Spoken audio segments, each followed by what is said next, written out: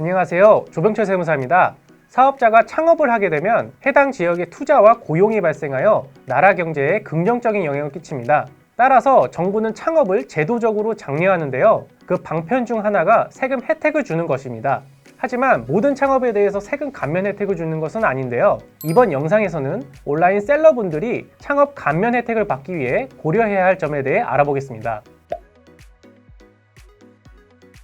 창업 감면 대상이 되는 것은 종합소득세에 한정합니다. 부가가치세 제도에는 창업 감면이 따로 존재하지는 않습니다.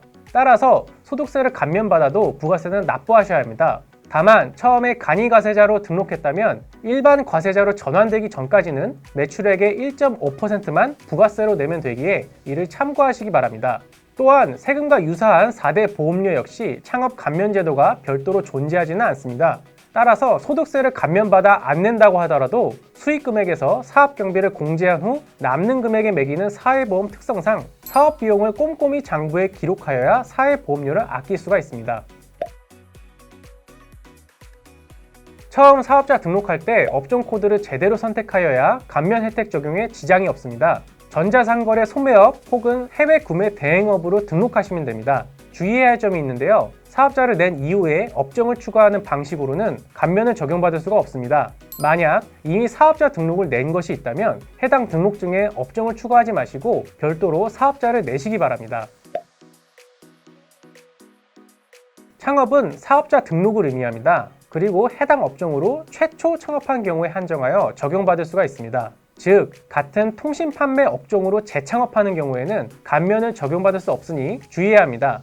다만 이전에 전자상거래 소매업으로 사업자를 낸 적이 있더라도 1원도 관련 매출액이 발생한 적이 없다면 실질적으로는 창업을 한 적이 없었다고 보아 감면을 적용받을 수 있습니다. 창업 나이에는 제한은 없으나 청년에 해당된다면 감면 혜택이 더욱 좋아집니다. 창업 지역과 관계없이 감면 혜택을 받을 수 있기에 그 판단이 중요합니다.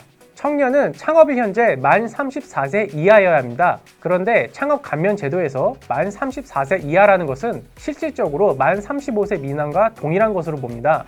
또한 군대에 다녀왔다면 해당 기간은 제외하고 판단합니다. 예를 들어서 군대에 다녀온 남성이 창업일 현재 만 36.5세라면 군대 기간 2년을 빼고 34.5세입니다.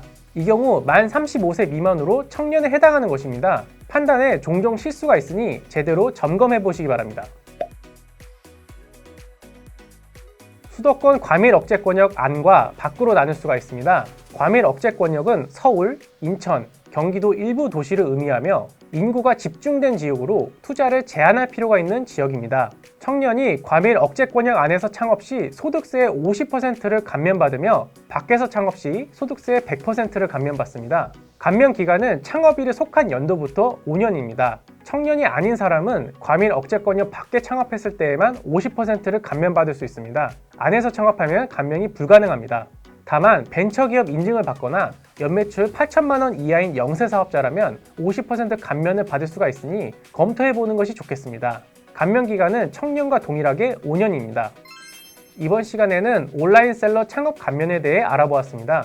셀러의 업종 코드와 창업의 개념, 창업 나이, 창업 지역 등을 고려하여 받을 수 있는 소득세 감면 혜택을 누리시기 바랍니다. 지금까지 조병철 세무사였습니다. 감사합니다.